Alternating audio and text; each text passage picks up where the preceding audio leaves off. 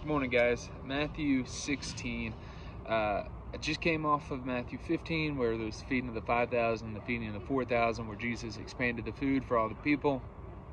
So he took it first the Jewish people and then the Gentiles. We talked about that, and then here in 16, coming right off of that, we have this little situation with the Pharisees and the Sadducees where they're trying to test him, and they're trying to test him so that he'll fail. And of course, Jesus is Jesus. He tells them he's not going to give them a sign. And then right off of that, he's with the disciples, and we have this verse 5 to 12.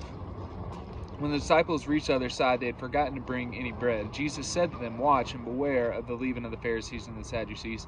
And they began discussing it amongst themselves, saying, "We brought no bread."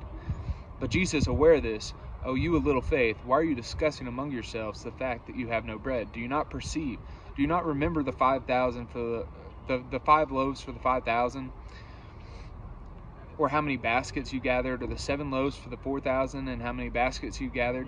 How is it that you fail to understand that I did not speak about bread? Beware of the leaven of the Pharisees and Sadducees." Then they understood that he did not tell them to beware of the leaven of bread, but of the teaching of the Pharisees and the Sadducees. So he uses this analogy of the bread, and he's saying here that leaven, it's like evil corruption, and it can infiltrate and ruin everything. And so he's coming off this instance with the Pharisees and Sadducees, and he's saying that their evil can corrupt, and he's warning the disciples. And the disciples are so focused about physical things such as food that they completely, it goes right over their head, right? And then Jesus is frustrated, and he's like, "No, don't you understand? You just saw me feed the 5,000 and then the 4,000. I feed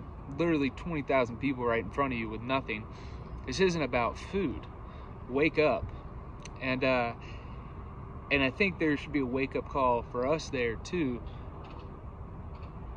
We're not just living for physical needs, and we get so caught up in the day-to-day of trying to figure out how to better our lives physically, when we're missing some of the messages that Jesus is trying to put in front of our face.